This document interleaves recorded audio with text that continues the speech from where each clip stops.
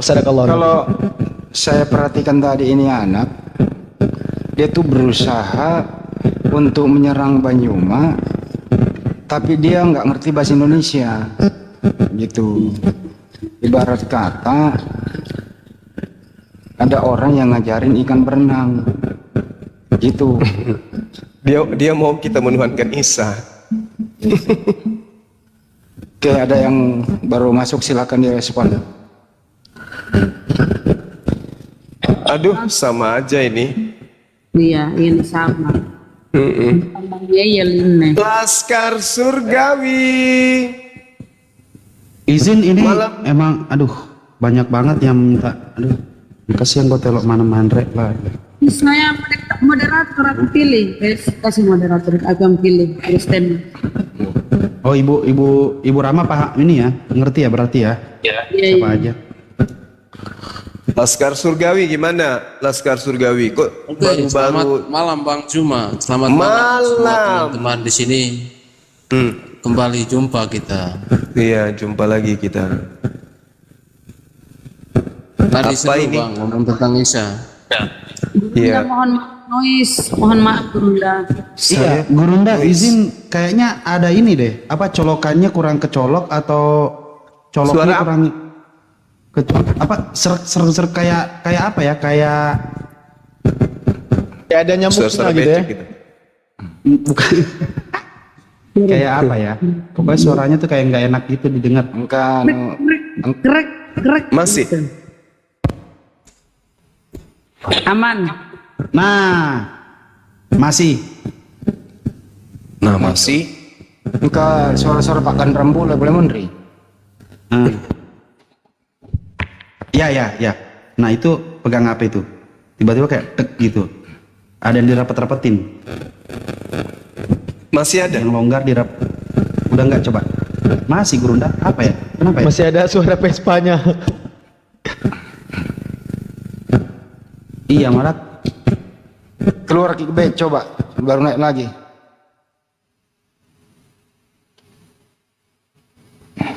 Coba Nah, udah turun hilang. Ya hilang karena di mute.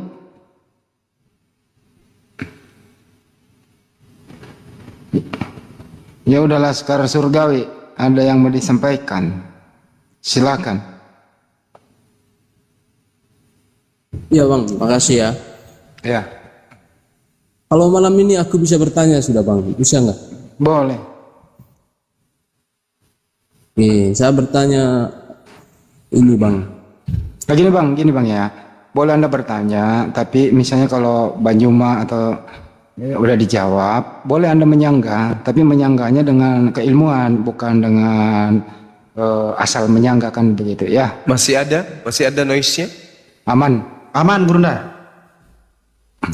Oke Bang Handi, Ya. nggak apa-apa. Tapi Ya, di sini silakan. kayaknya ada Bang Daman nanti yang kalau misalnya saya agak keluar dari itu kan bisa di handle sama Bang Daman. Bang Daman filsafat kan? Ya silakan bang nanya. Oke. Iya, silakan. Nanti gini Bang, aku bertanya itu Al-Quran. Yang enggak aku tanya itu apakah Al-Quran itu firman Allah apa bukan? Itu. Silakan. Siapa nih? Ke saya. Boleh gantian Siapa sama aja Bang Bang? Jul. Kan bertanya. Oke. Secara abang mau secara apa nih? Secara filsafatnya? Atau secara apa nih? Iwan lah bang, jangan terlalu lebar juga, biar nggak panjang. Nah, itulah makanya lebar kalau dari filsafat lebar Seperti makanya.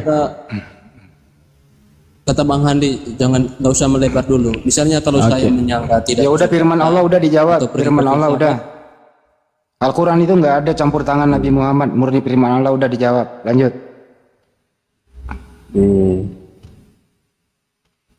Ketika firman Allah itu menjadi Al-Quran Bang. Iya. Firman Allah menjadi Itu Al-Quran. firman Allah ya. Ketika Enggak. Firman Allah itu Al-Quran murni 100% firman Allah udah. Itu firman Allah yang firman Allah disampaikan. bukan Al-Quran. Firman Allah yang disampaikan kepada Nabi Muhammad yang kemudian dibukukan. Udah, lanjut Bang Yuma.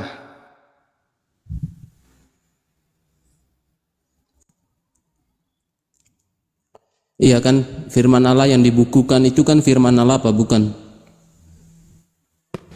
Jadi kalau mau jawaban panjang, abang tahu nggak perbedaan kalam nafdi dan kalam lafdi? Nggak tahu ya? Pasti ya. Nah, kalam nafdi itu yaitu kalam yang tidak terjemah dan tidak ada yang mengetahui bagaimana kalam tersebut. Apa yang diturunkan kepada Jibril? Yang diturunkan kepada Jibril adalah pemahaman daripada kalam yang tak terjemah tersebut. Hingga akhirnya Jibril paham apa yang harus disampaikan kepada Nabi Muhammad. Dari balik daripada semua kalam nafdi, bukan berarti bahwa Allah Ta'ala ngomong langsung kepada Jibril, enggak, namun dengan kun fayakunnya Allah, Jibril secara tidak langsung memahami apa yang harus disampaikan terhadap Nabi, hingga akhirnya dia sampaikan.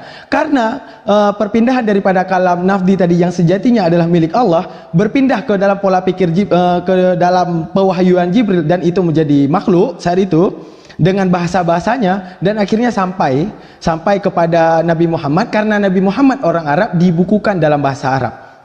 Nah, arti kalam nafdi itu bagaimana? Seandainya sampai sekarang dan saat ini Anda bakar semua Al-Quran di dunia ini, namun kalam Allah dan semua hukum Allah masih berlaku sampai sekarang. Seperti itu, Bang. Kalam lafsi tadi ya Bang, nafsi ya Bang, nafsi atau lafsi itu? Iya, kalau yang disampaikan, yang sampai kepada Al-Quran ini kalam lafdi. Arti kalam lafdi itu pun kalam lafal, apapun yang tertulis dalam bentuk itu pena, dalam bentuk itu sebuah tinta, dalam bentuk itu sebuah kertas, itu dihukumi sebagai makhluk. Namun apakah kalam Allah Ta'ala yang kadim itu, di mana kalam Allah dibakarkan Al-Quran, bagaimanapun hukum Allah tetap berlaku. Ibarat dan gini, contoh yang paling mudah aja. Kalau abang bakar semua Al-Quran di seluruh dunia ini, apakah kami tidak mengenal Nabi Muhammad? Apakah kami tidak mengenal Allah Ta'ala? Apakah kami tidak mengenal semua hukum-hukum Allah? Insya Allah kami masih kenal sholat, masih kenal puasa, sekalipun Al-Quran itu dibakar. Itu arti kalam Allah yang tak akan pernah hilang, Bang. Lanjut. Oke Bang, makasih ya Bang. Jadi firman Allah ini akan, yang lafsi ini akan terurai dalam makhluk ya Bang ya, diturunkan ke malaikat. Ya, karena sejatinya pernah disampaikan oleh Bang Nefros juga, apapun yang disampaikan kepada makhluk itu akan menjadi makhluk. Apa yang menjadi makhluk? Kalam lafdinya. Nafdi Allah Ta'ala nggak ada yang tahu. Karena nafdi tahu nggak gimana Bang? Nggak ada awal pada kalamnya, nggak ada akhir pada kalamnya. Seperti itu Bang. Kekal ya Bang ya? Tak kekal. Oke, kekal ya Bang ya. Tadi udah dijelaskan secara rinci. Benar? Tentunya firman Allah ini Allah ya Bang ya. Yang kalam lafsinya ini. Oh, enggak. Oh, firman Allah bukan Allah, yang lafsinya ini. Yang lafdi ini Allah.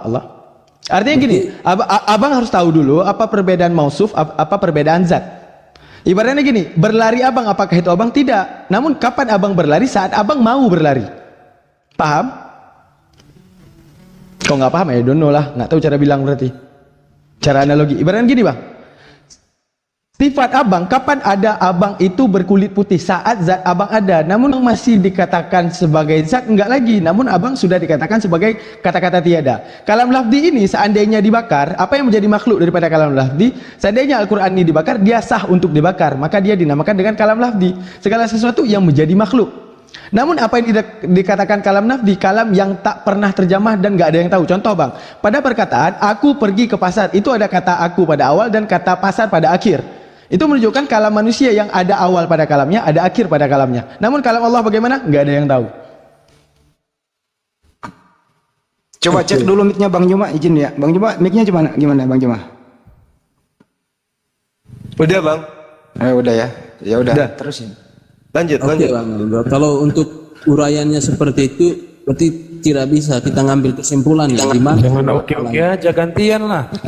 Materinya ketinggian, Saudara Laskar, materimu terlalu ketinggian, Bang. Terlalu. Benar. Iya. Maksudnya nggak bisa diambil. Masya Allah. Terserah ada. Mana itu ya? Nggak. Alhamdulillah Muslim di bawah udah paham, udah cukup. Begitu doang. Ketinggian ya. materinya Laskar ini. Nggak ada yang tahu ya Bang ya, kalau firman Allah.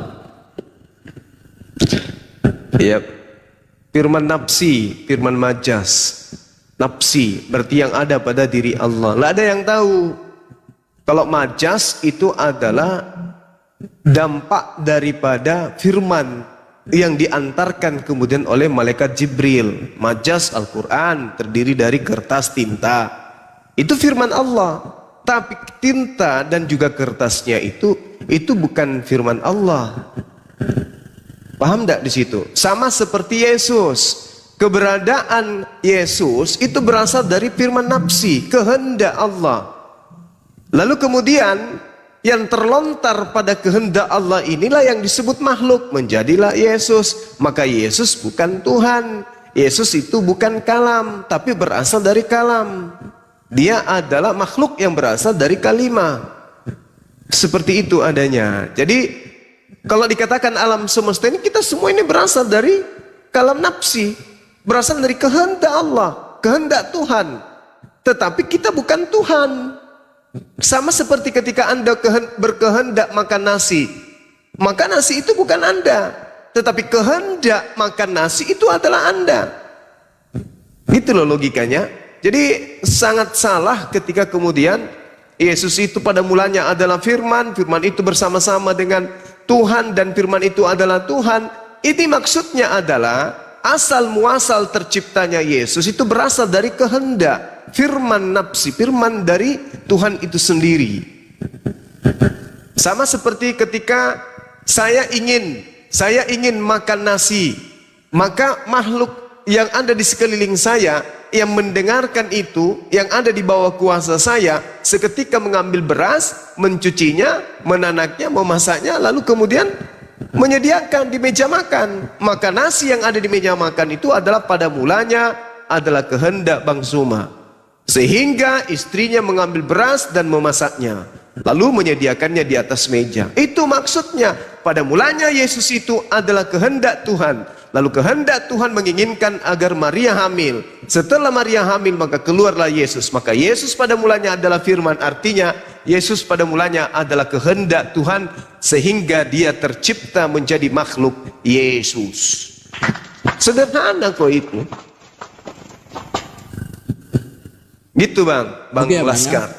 Jadi uraiannya mengambil contoh pada naturnya Yesus. Yesus dua natur, nafsi dan nafsi. Sama kayak Al-Quran, nafsi dan nafsi. Yesusnya satu natur, dia manusia.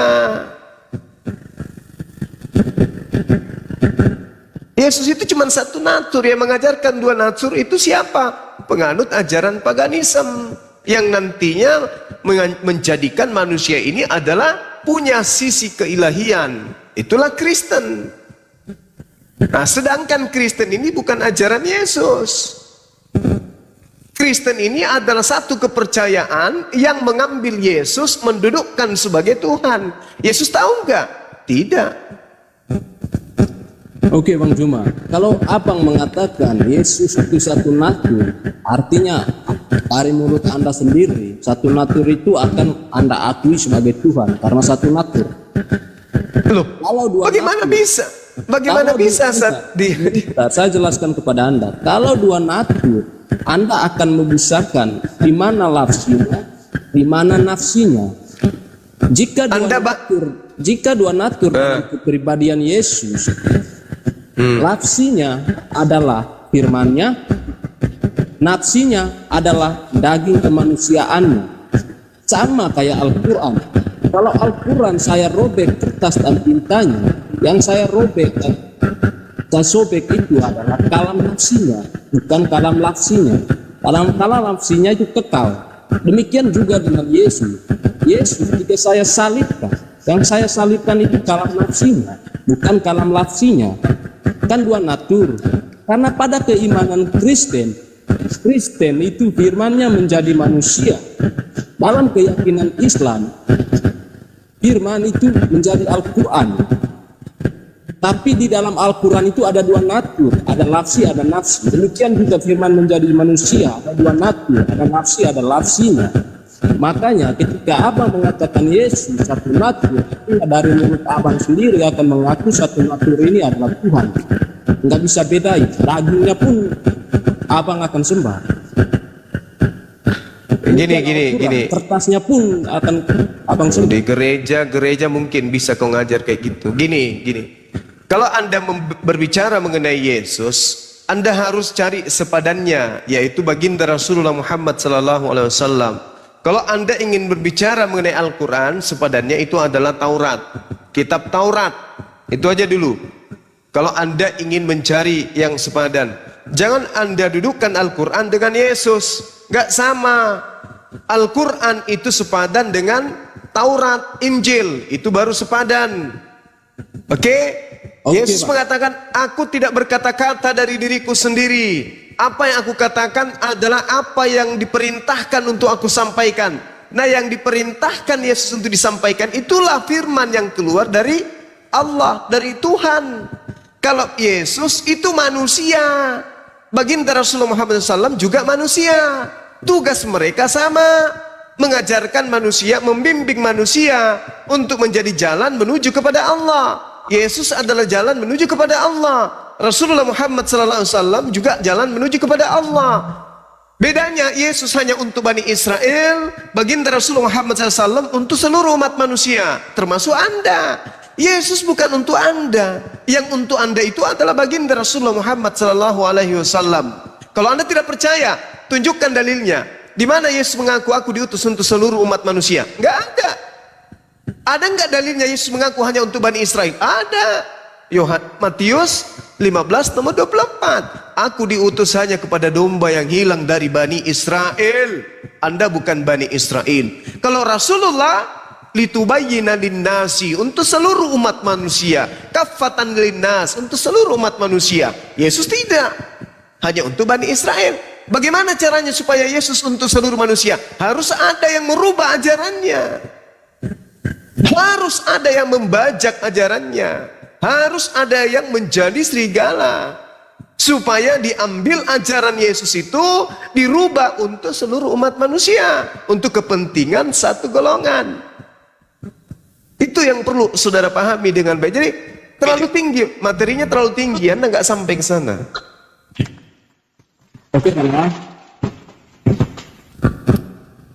Jadi uraian dari saudara Juma meminta data mana Yesus mengatakan bahwa dia datang untuk menyelamatkan seluruh umat.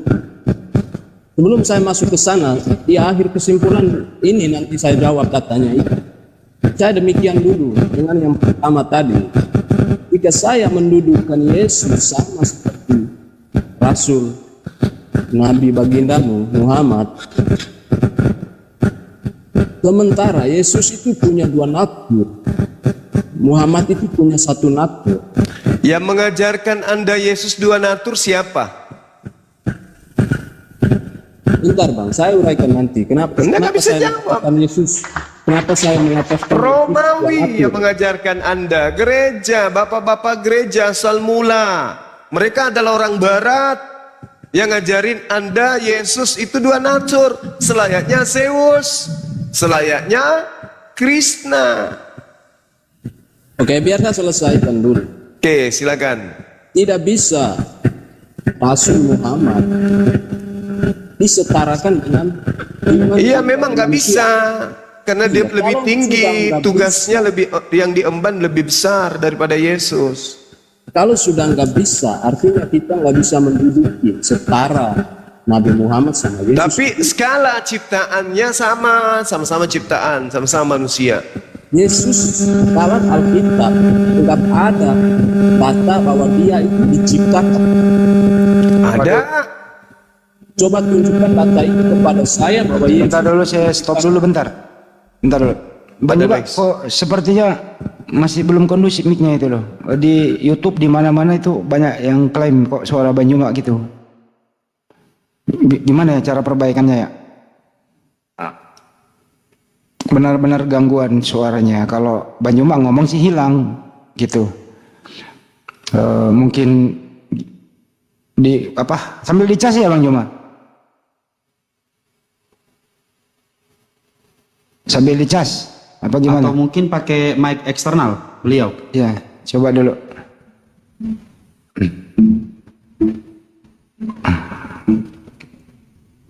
Bang Juma, coba cek lagi. Sebentar ya, biar kondusif aja sih. Sorry ya Laskar ya. Ntar dulu Laskar. Sabar semua teman-teman yang ada di YouTube, yang ada di sini juga. Sebentar. Solusinya ganti baru, itu baru semua itu punya Bang Juma.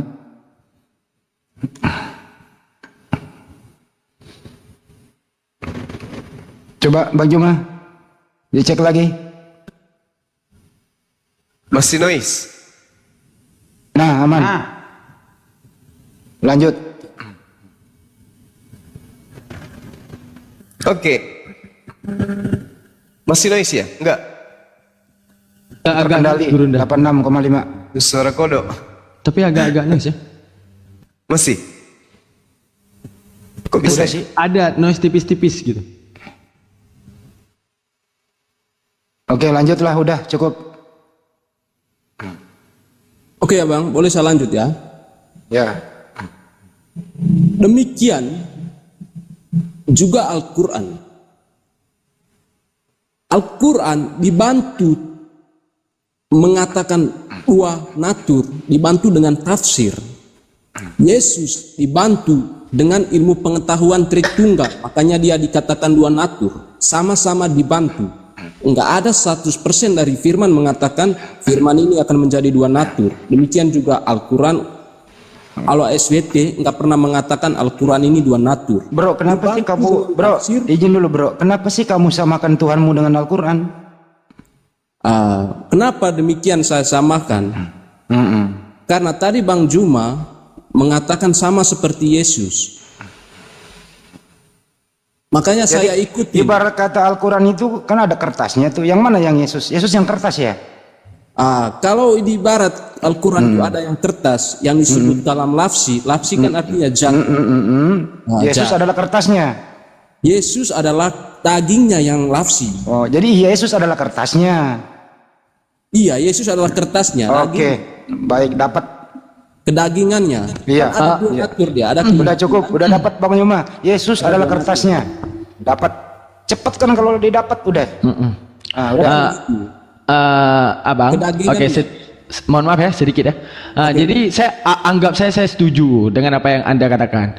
Di mana kalam lafdinya yaitu Yesus ya. Di mana Al-Qur'an juga kalam lafdi yaitu Al-Qur'an gitu kan. Ada kalam lafdi yaitu kalau menurut Anda nafdinya adalah Bapa, menurut kami adalah Allah Subhanahu wa taala. Bedanya saya dengan Anda, saya tidak menyembah Al-Qur'an. Namun saya menyembah Allah taala. Anda mengatakan lafdi sebagai Yesus, namun Anda menyembah kalam lafdinya. Siapa yang salah sekarang?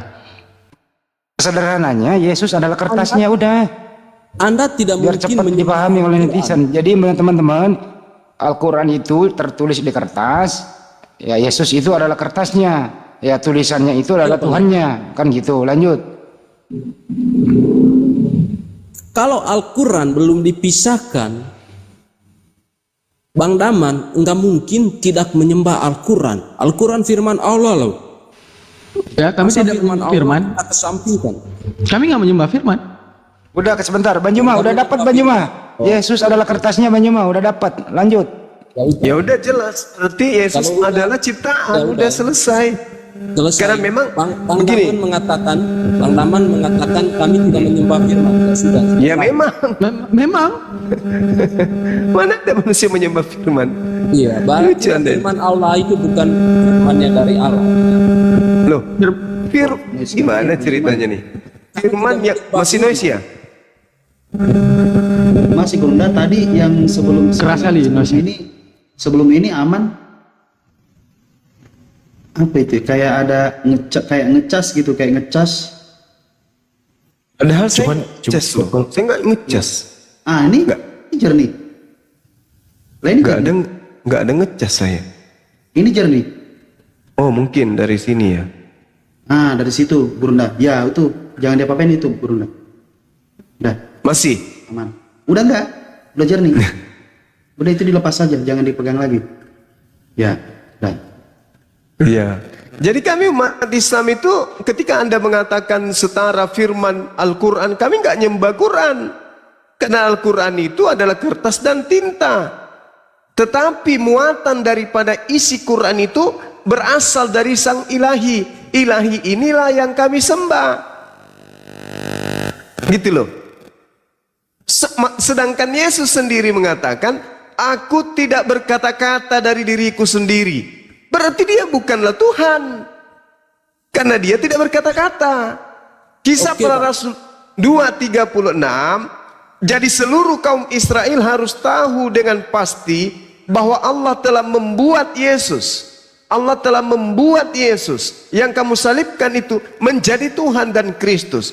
Yesaya 45 nomor 7, yang menjadikan terang dan menciptakan gelap, yang menjadikan nasib mujur dan menciptakan nasib malang. Akulah Tuhan yang membuat semua ini. Yang membuat Yesus menjadi Tuhan, yang membuat semua alam semesta. Berarti Yesus masuk dalam level ciptaan karena dia dibuat. Alam semesta ini dibuat oleh Tuhan. Yesus dibuat kagak? Dibuat. Berarti Yesus, alam semesta sama-sama dibuat. Berarti dia kadarnya adalah ciptaan. Udah selesai.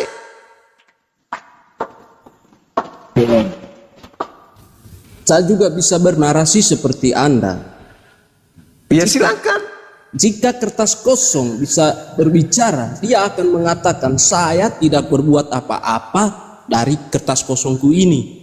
Tapi ketika kertas kosong ini dituangkan oleh firman Allah, maka saya tidak bisa mengatakan ini kertas kosong lagi. Tidak, saya mengatakan ini sudah kertas tulisan. Demikian Yesus, dia secara nafsinya, dia tidak bisa berbuat apa-apa dari dirinya sendiri, dari daging itu. Tapi ketika daging itu dituangkan firman Allah, saya tidak bisa mengatakan bahwa dalam diri Yesus itu adalah utusan. Tidak mungkin. Sekarang begini, ketika Al-Quran itu dikatakan memiliki tinta, memiliki tulisan, apakah dia Tuhan? Bukan. Ketika tinta yang dalam kertas itu adalah tinta firman Allah itu sendiri yang dituangkan, saya tidak mungkin mengatakan itu bukan firman Tuhan. Kalau kertasnya saya mungkin mengatakan itu bukan Tuhan. Tapi apa yang dituangkan, dituliskan, Nggak nyambung ini. perkataan Nggak apa-apa, Allah. biarin. Bro, jadi menurut Anda, waktu Yesus dalam kandungan dia masih kertas kosong ya? Belum diisi ya? Bro, kalau Yesus dalam kandungan masih kertas kosong, sejak kapan Yesus itu diisi supaya dia berisi firman? Sejak umur berapa? Silakan. Oke. Kalau Yesus dibangkitkan di atas perut Maria, Ya. dibangkitkan dengan Dikandung masih kertas kosong. iya, dia dibangkitkan oleh roh. Iya. Begitu. Bukan Bukan dikandung sperma. masih kertas kosong. Setelah dilahirkan, kapan dia berisi kertas kosong itu? Oke, nanti saya ke sana pelan-pelan. Iya, silakan. Aduh, agak berisik banyak mah. Aing, kedosi Gurunda. Oke. Ya udah, terusin coba. Di dalam kandungan masih kertas kosong. Nah, setelah dilahirkan di usia berapa Yesus kosong ini diisi sehingga menjadi dua natur? Silakan. Oke. Setelah Yesus dilahirkan, barulah di umur 30 dia dibaptis.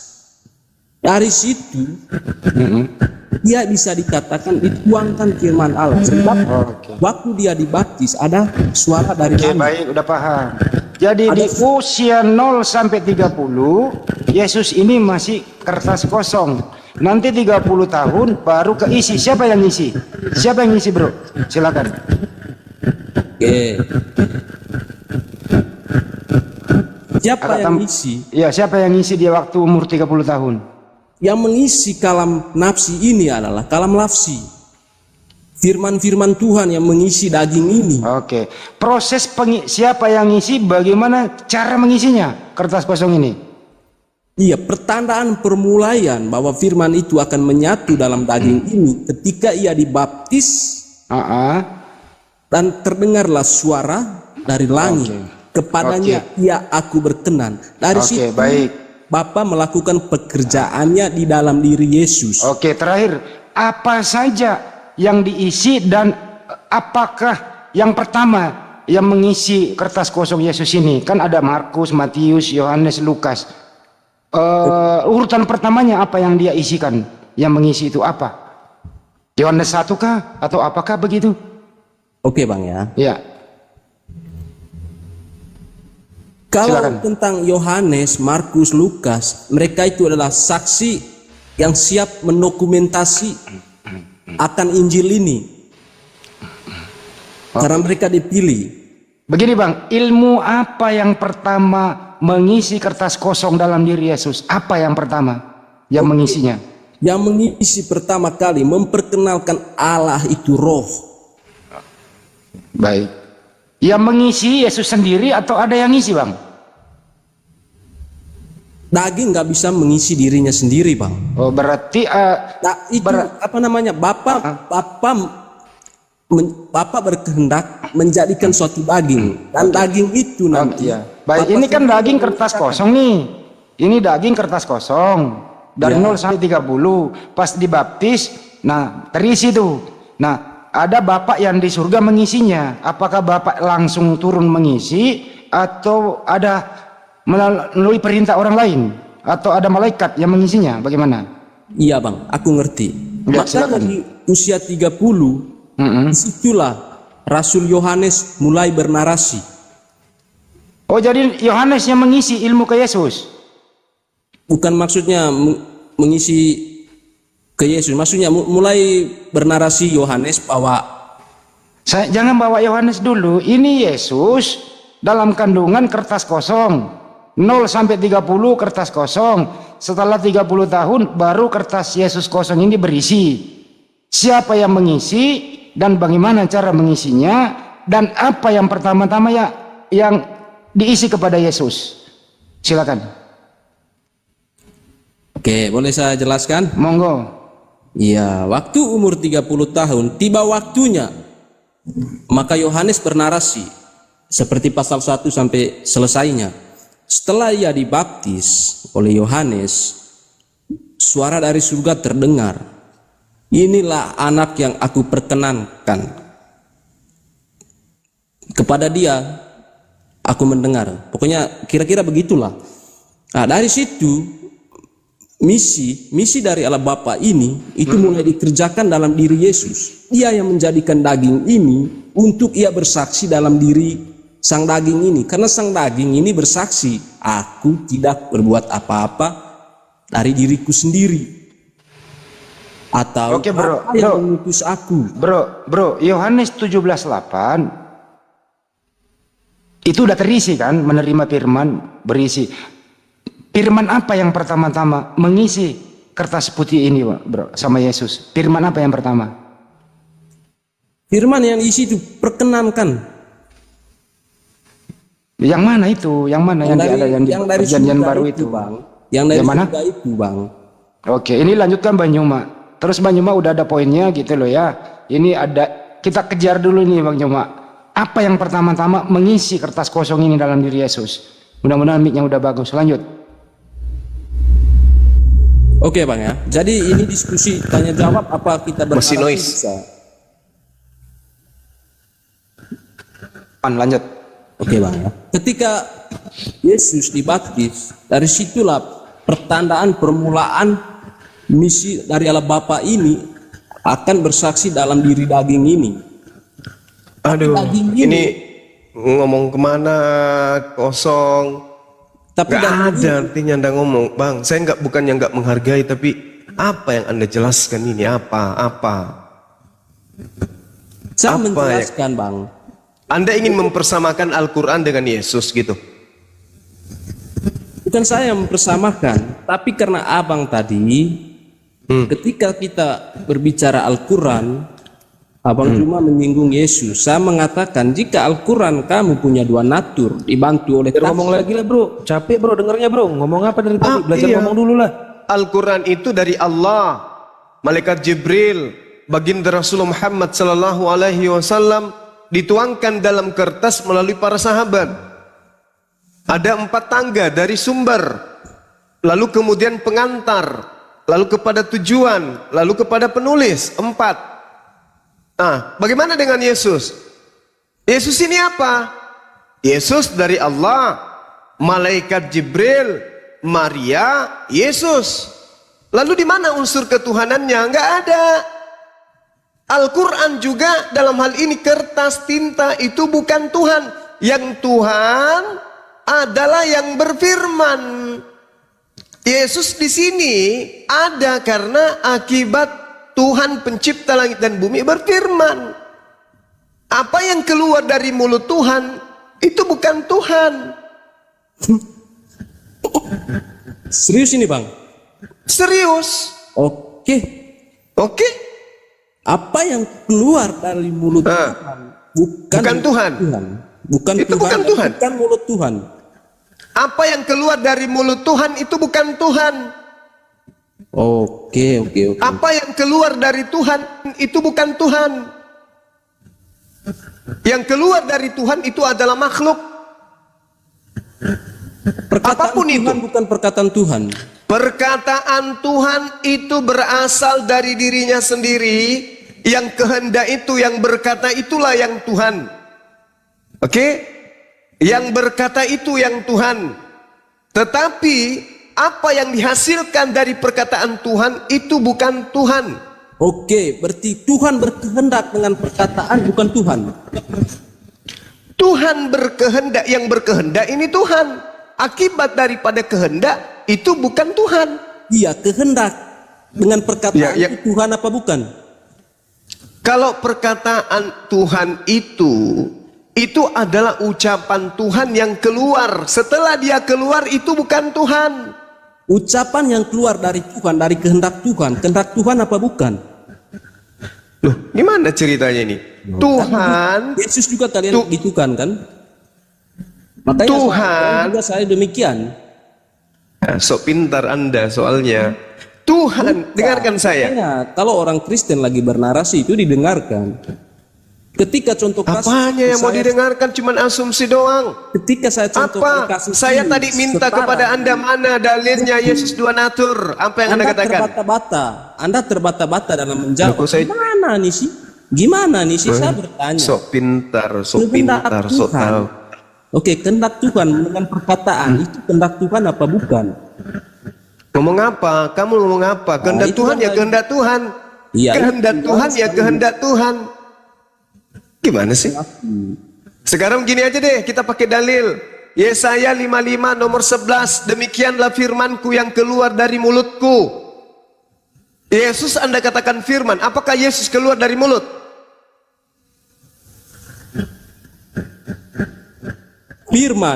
Firman itu yang mengeluarkan mulut. Firman yang mengeluarkan mulut, mati meja. Kasihan anak. Pentasan otaknya nggak nyambung dari Sebelum belajar menjawab, Kalau coba kehendak belajar itu- menyimak dulu bro, mending bro. Jangan terlalu Kalau cepat kehendak belajarnya bro, itu- belajar menyimak aja dulu sebelum belajar menjawab. Ini, soalnya kalian mikir Tuhan itu punya mulut. Lah ini dalilnya Yesaya 55 nomor 11. Demikianlah firmanku yang masalahnya keluar kalian- dari mulut. Kalian terpaku. Karena memang nggak ada diksi yang cocok untuk menggambarkan Tuhan ini. Loh, Makanya itu saja katanya yang bisa Tuhanmu serupa disampaikan. dengan Adam. Gimana sekarang? Ingkar lagi nih. Itu diksi untuk mendekati, bisa memahami sebuah makna. Waduh, lebih baik orang yang bahlul daripada orang yang bahlul kelihatan bahlul daripada orang bahlul sok pintar. Yang kayak gini-gini. Ini Jangan dalil dibohongi. kitabnya orang Yahudi, Bong. Di situ Jangan ada kata dibohongi. P itu Jangan mulut. dibohongi dulu. Keluarkan Demikianlah rasul. firmanku yang keluar dari mulutku. Tidak akan Firman kembali kepadaku dengan sia-sia. Tetapi apa yang keluar dari mulutku akan melaksanakan apa yang kukehendaki. Dan akan berhasil dalam apa yang kusuruhkan kepadanya. Nah sekarang pertanyaannya, apakah Yesus ini keluar dari mulut? Yesus adalah firman itu sendiri. Gimana? Berarti mulutnya Tuhan gitu? Iya, perkataannya Yesus Tuhan. Yesus itu mulutnya Tuhan. Tuhan Perkataannya ber-Yesus Tuhan. Pak Nyoma, Tuhan ber-Yesus. Itu gimana sih? Berfirman cuma. Tuhan Ya berfirman. Tuhan berfirman, Maria, aku Tuhan menginginkan engkau hamil. Mana Ya, Yesus Tuhan di situ? Yesus. Tuhan Mana Yesus di situ? Tuhan berfirman, Tuhan Yesus Maria. Dengarkan dulu. Dengarkan. Ketika Tuhan berfirman, Maria, aku ingin engkau hamil. Yesus di mana pada saat itu? Oke. Saya sinonim aja perkataanmu. Tuhan Yesus, Maria. Kamu ngerti nggak maksudnya? Tuhan ini orang ini? pencipta langit dan bumi entahlah. Itu makanya aku bilang lebih baik orang bahlul yang memang kelihatan bahlul daripada orang bahlul pura-pura pintar. Tuhan berkata, Tuhan berfirman, Maria, aku ingin engkau hamil. Kondisi pada saat itu, Roh Kudus pada bulan ke-6 datang kepada Maria yang Maha Kuasa menginginkan engkau hamil. Nah sekarang pertanyaan saya, pada saat perkataan Tuhan diantarkan Roh Kudus kepada Maria, Yesus pada saat itu berada di mana? Jawab. Tuhan tidak bisa berkehendak tanpa perkataan. Enggak nyambung. Paham nggak? Tuh malas. Tuhan orang Yahudi, Tuhan orang Yahudi dan orang Kristen itu Tuhan berfirman. Maka jadi Keadaannya itu yang kutanya, Bung. Yesaya 55 nomor 11. Demikianlah firmanku yang keluar dari mulutku. Firman yang keluar dari mulutku itu adalah, aku berkehendak menciptakan manusia bernama Yesus yang keluar dari rahim seorang wanita bernama Maria. Itu kehendakku yang keluar dari mulutku, diantar oleh Gabriel kepada Maria. Maria kemudian hamil pada saat dia pada saat dia bertunangan dengan Yusuf, ternyata dia kemudian menerima firman dari Roh Kudus. Nah sekarang pertanyaan saya, pada saat Maria masih status bertunangan dengan Yusuf, Yesus berada di mana? Yesus adalah firman. Meong. Bro, pertanyaan sederhana. Sebelum Bunda Maria mengandung, Yesus ada di mana? Kalau sebelum mengandung, artinya Yesus nggak berada di kandungan. Ya, ada di mana dia? Ya, ada bersama Bapa. Karena Bapa itu satu hakikat dengan Oke, firman. lanjut Manjuma. Udah tahu arahnya. Kalau Bapa nggak ada firman, itu bukan Allah lagi namanya, bukan Allah yang mati namanya. Oke. Yesus ada sama Bapa menurutmu. Nah sekarang bagaimana caranya Yesus itu masuk ke dalam rahim? Terjun dari langit ketujuh atau apa? Itu tidak boleh didiskusikan. Itu kuasa Tuhan sudah. Kita nggak bisa sampai ke sana. Yang sampai kepada Maria apa? Yang diantar oleh Gabriel apa yang sampai kepada Maria?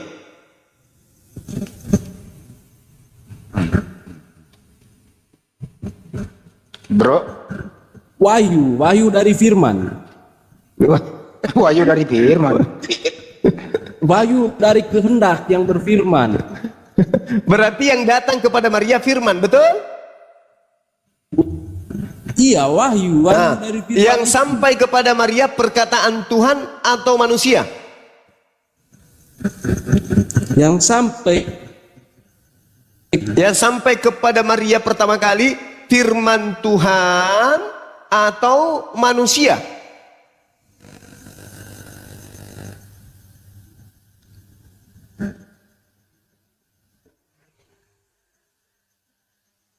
Yang sampai kepada Maria duluan mana? Menerima firman dulu baru hamil, atau yang sampai kepada Maria bayi langsung dimasukkan ke perutnya? Sudah berbentuk bayi dimasukkan ke perut, atau dia hanya perkataan? maksudnya gimana, bro? Ngomong gimana sih? Kamu tadi mengatakan Yesus masih bersama dengan Bapa di langit. Pertanyaan saya, yang sampai kepada Maria perkataan Tuhan A, B, C, D, E, F, G, atau yang sampai kepada Tuhan seorang bayi? Lalu Maria masukkan ke dalam rahimnya, entah lewat mulut, entah lewat di bawah, atau gimana nih?